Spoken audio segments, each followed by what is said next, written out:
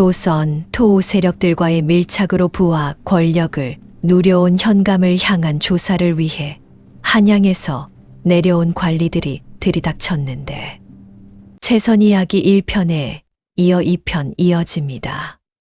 한양에서 내려온 관원들이 고을 현감의 조사에 나섰는데 장부 열람은 사흘이 걸렸다. 관리들은 꼼꼼했다. 수세 내역, 공납 기록, 부역 장부 하나하나 대조했다. 부풀려진 수세 항목들이 드러났다. 장부에 없는 곳으로 흘러들어간 돈의 흔적이 보였다. 이씨 집안 사랑채에서는 매일 밤 술렁거렸다. 현감이 사람을 보내 이준혁을 불렀다. 걱정스러운 얼굴로 말했다. 장부 정리가 되어 있지 않아서 잠시 문제가 생길 수도 있네. 그쪽도 조심해야 할 것 같아. 이준혁은 창백한 얼굴로 돌아왔다. 박씨 부인은 그 말을 듣고 처음으로 불안한 기색을 보였다. 장부라니, 우리 집 장부가 뭐가 문제야?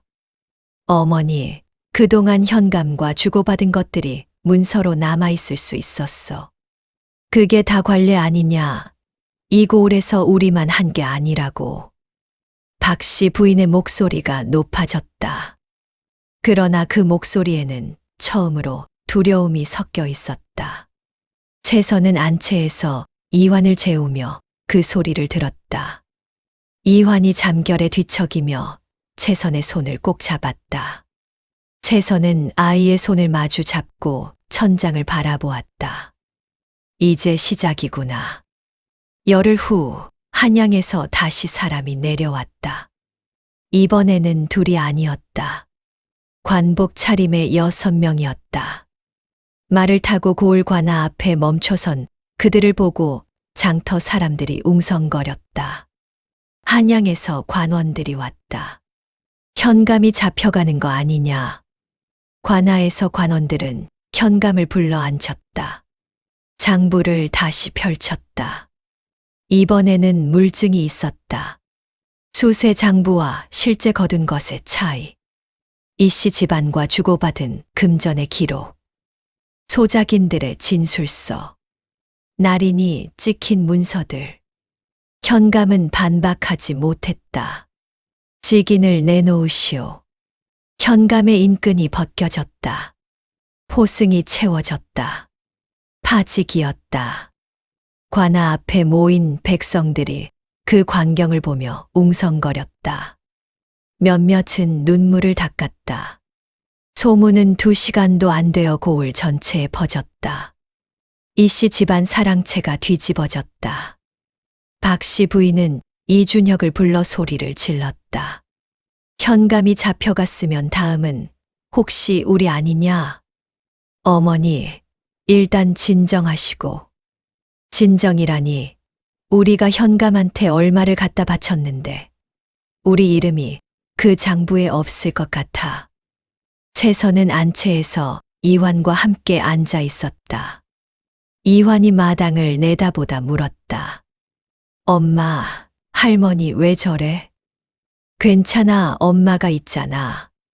채선은 아이를 안았다. 창밖으로 흰 구름이 흘러갔다. 그들이 이씨 집안 대문 앞에 나타난 것은 현감이 파직된 지 나흘 만이었다. 새벽이 막 지난 아침이었다. 말발굽 소리가 대문 앞에서 멈췄다. 하인이 달려나갔다가 새파랗게 질려 뛰어들어왔다. 마님, 관원들이 왔습니다. 여러 명입니다. 박씨 부인이 자리에서 일어섰다. 이준혁이 사랑채를 나왔다. 대문이 열리고 관복 차림의 관원 8이 마당으로 들어섰다. 맨 앞에 관원이 두루마리를 펼쳤다. 홍산 고을 이씨 집안의 고하노라. 전 현감과 결탁하여 수세를 착복하고 소작인의 토지를 불법으로 빼앗고 관아 공납을 농간하고 한양 관원들에게 뇌물을 공여한 혐의로 조사를 명하노라. 마당이 얼어붙었다. 박씨 부인의 입이 열렸다가 닫혔다. 이준혁은 그 자리에 굳어버렸다. 관원들이 사랑채로 들어갔다. 장부를 요구했다. 문서들을 꺼냈다. 곳간을 열었다.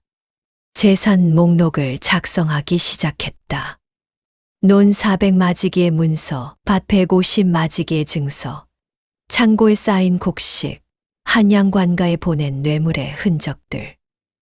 박씨 부인은 마루에 서서 그 광경을 보았다. 30년 동안 읽은 것들이 관원들의 손에 하나하나 열리고 기록되었다. 채선은 안채에서 이환을 안고 있었다. 밖이 소란스럽자 아이가 채선의 품에 얼굴을 묻었다. 채선은 아이의 등을 토닥이며 창밖을 바라보았다. 아무 말도 하지 않았다. 관원의 수장이 채선을 찾았다. 이 댁에 윤씨성을 가진 분이 계시다 들었습니다. 채선이 이환을 안고 마당으로 나섰다. 관원이 허리를 깊이 숙였다. 왕실 대신 윤공께서 따님의 안위를 염려하시어 확인을 명하셨습니다. 그리고 따님과 손자 도련님을 모시고 한양으로 올라오라 하셨습니다. 마당이 다시 한번 얼어붙었다. 박씨 부인의 얼굴이 하얗게 질린 표정이었다.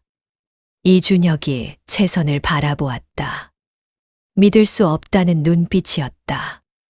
왕실 대신 윤공. 박씨 부인의 머릿속에서 무언가가 빠르게 돌아갔다. 낙향한 선비, 변변찮은 집안, 그렇게만 알았던 채선의 아버지가 윤씨 성의 왕실 대신이라니. 설마. 박씨 부인의 입에서 소리가 새어나왔다. 채선은 박씨 부인을 바라보았다. 조용히.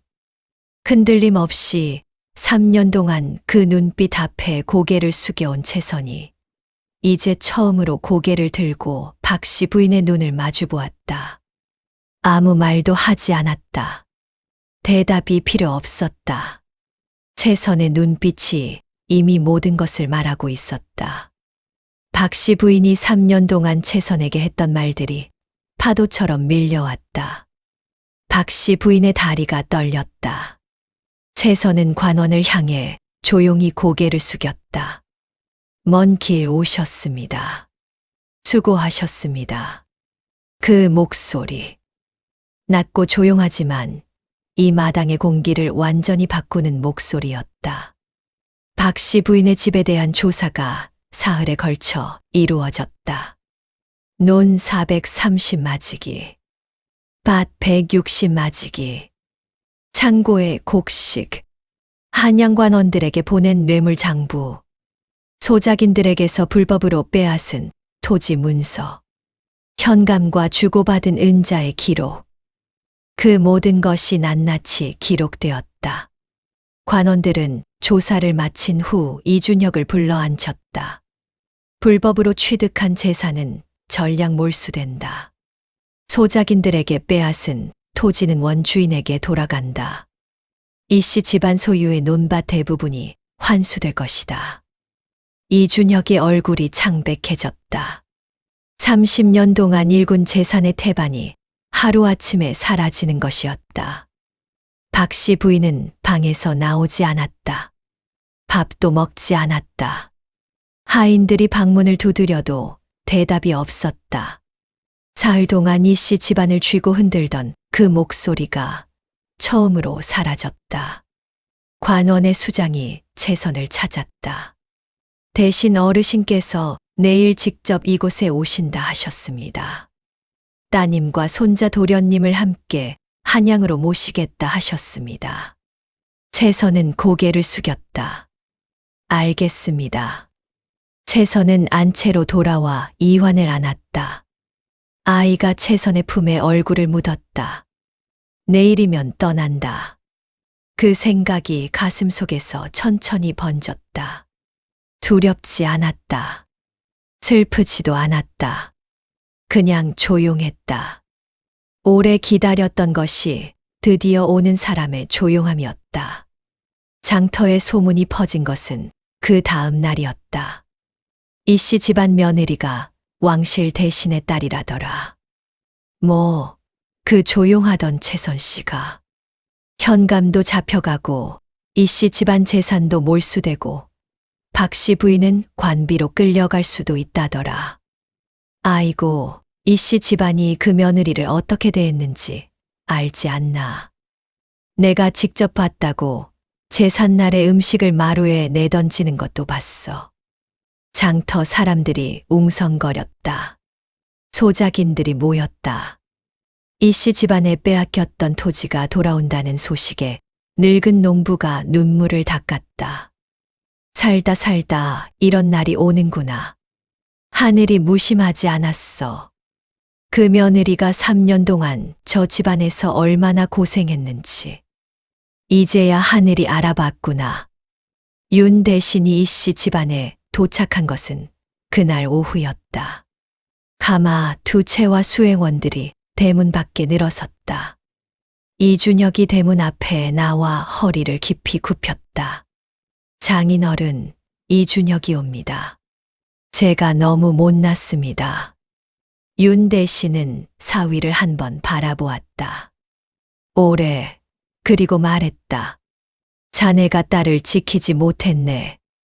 이준혁이 고개를 더 깊이 숙였다. 윤 대신이 안채로 걸어 들어갔다. 채선이 이환을 안고 마당에 서 있었다. 아버지와 딸이 마주쳤다. 윤 대신의 눈이 딸의 얼굴을 훑었다. 야위였다. 눈 아래 그림자가 있었다. 그 야윈이 어디서 왔는지 아비는 알았다. 알기에 더 아팠다. 고생했다. 아버지. 채선의 눈이 붉어졌다. 이환이 낯선 할아버지를 올려다보다가 조심스럽게 손을 내밀었다. 윤 대신이 그 작은 손을 잡았다. 마당에 긴 침묵이 흘렀다. 그날 밤 채선과 이준혁이 마지막으로 마주 앉았다. 이준혁의 얼굴에 평소의 편안함은 없었다. 오래 울다 나온 사람 같았다. 내가 비겁했다. 알고 있으면서도 한 번도 막지 않았다. 채선은 남편을 바라보았다. 당신이 나쁜 사람이라고 생각하지 않습니다. 다만 약한 사람이었지요. 그게 더 나쁜 거 아닌가? 채선은 대답하지 않았다. 저는 내일 아버지와 함께 한양으로 갑니다. 이환이도 데려갑니다. 이준혁의 눈빛이 흔들렸다. 무언가 말하려다 멈췄다. 채선을 잡을 자격이 자신에게 있는지를 이 순간에야 비로소 생각하는 것 같았다. 나는 어떻게 되는 건가? 그것은 당신이 스스로 결정하셔야지요. 채선은 자리에서 일어섰다. 더 이상 할 말이 없었다. 3년이 넘는 시간이 이 짧은 대화 속에 다 들어 있었다. 이환이 옆방에서 자고 있었다. 채선은 아이의 방에 들어가 잠든 얼굴을 바라보았다. 작고 고른 숨소리. 이 아이를 지키기 위해 버텼던 시간들이 떠올랐다. 아버지의 편지가 떠올랐다. 내가 거기 있어야 아이를 지킬 수 있다. 그래서 버텼다. 그래서 돌아왔다. 그리고 이제 이 아이와 함께 떠난다. 채선은 이환의 이마에 입을 맞추었다. 떠나는 날 아침은 맑았다. 뜰의 서리가 내려 있었다. 채선은 이환의 손을 잡고 마당에 서서 그 서리를 바라보았다. 사각사각. 발밑에서 소리가 났다. 엄마, 차가워. 응. 그렇지. 이게 뭐야? 서리야. 서리가 뭐야? 채선이 아이 앞에 쪼그려 앉았다. 밤새 아무도 모르게 내려오는 거야. 소리도 없이 아무것도 없던 자리에 내려앉아서 아침이 되면 온 세상을 덮어버리지. 이환이 눈을 동그랗게 떴다. 무서운 거야? 채선이 웃었다. 아니, 그냥 때가 되면 드러나는 거야. 짐이 가마에 실렸다. 이환이 채선의 품에 안겨 가마에 탔다. 채선은 마지막으로 이씨 집안 안채를 돌아보았다. 3년 넘게 이를 악물었던 곳, 날마다 고개를 숙였던 곳, 아이를 낳고 아이를 빼앗기고 쫓겨났다가 돌아왔던 곳이었다. 이준혁이 대문 앞에 서 있었다. 채선을 바라보았다. 아무 말도 하지 않았다. 채선도 말하지 않았다. 그냥 고개를 한 번 숙였다. 그것으로 충분했다. 채선이 대문을 나섰다. 바로 그 순간이었다. 관원의 목소리가 마당을 가르고 나왔다. 낭낭하고 단호한 목소리였다. 이씨 집안 박씨 부인을 불러 세워라. 채선의 발이 멈췄다. 그러나 돌아보지 않았다. 그냥 서 있었다. 이환이 채선의 손을 꼭 잡았다. 관원의 목소리가 계속되었다. 1. 고을 현감과 결탁하여 수세를 부풀려 착복한 혐의. 마당 안에서 박씨 부인의 숨소리가 들리는 것 같았다. 2. 소작인의 토지를 권세로 불법 빼앗은 혐의. 3. 한양관원들에게 수차례 뇌물을 공여한 혐의. 4. 관아 공납을 농간하여 백성의 것을 사복으로 채운 혐의. 낭독이 끝났다. 잠깐의 침묵이 흘렀다. 포박하라. 그 한마디에 박씨 부인의 비명이 터졌다. 이게 무슨 짓이냐. 내가 뭘 잘못했다고. 이 고을에서 우리만 한 게 아니라고. 이준혁아, 어미 좀 살려라. 채선, 이년아, 채선. 채선은 움직였다. 멈추지 않고, 돌아보지 않고, 이환의 손을 잡고 그냥 걸었다. 아버지의 가마가 앞에 있었다. 이환이 가마 안에서 손을 내밀었다. 엄마, 빨리. 채선이 걸음을 빨리 했다. 가마에 올랐다. 이환이 채선의 품으로 파고들었다. 박씨 부인의 비명이 멀어졌다. 가마가 움직이기 시작했다. 고을을 벗어나는 길에 장터가 있었다. 가마가 장터 앞을 지날 때 사람들이 멈춰섰다. 누군가 알아보았다. 채선이었다. 대신의 딸이었다. 3년 동안 이씨 집안에서 구박받던 그 며느리가 왕실 대신의 가마와 함께 한양으로 올라가고 있었다. 사람들이 길 양쪽에 섰다. 말이 없었다.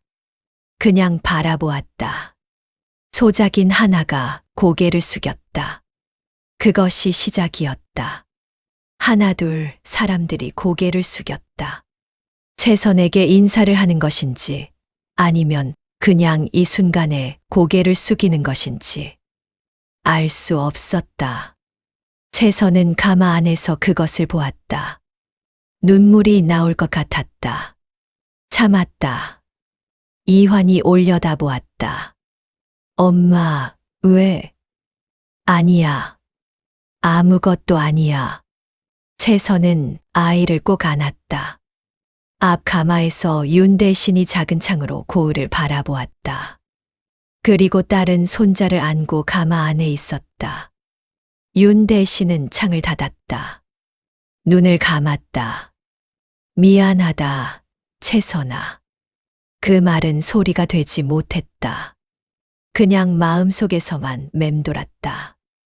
한양으로 가는 길은 멀었다. 가마가 언덕을 넘고 강을 건넜다. 이환은 한참 창밖을 구경하다가 채선의 무릎을 베고 잠들었다. 채선은 잠든 아이의 얼굴을 내려다보았다. 이 아이를 지키기 위해 돌아갔다. 이 아이 때문에 쫓겨나고도 다시 들어갔다.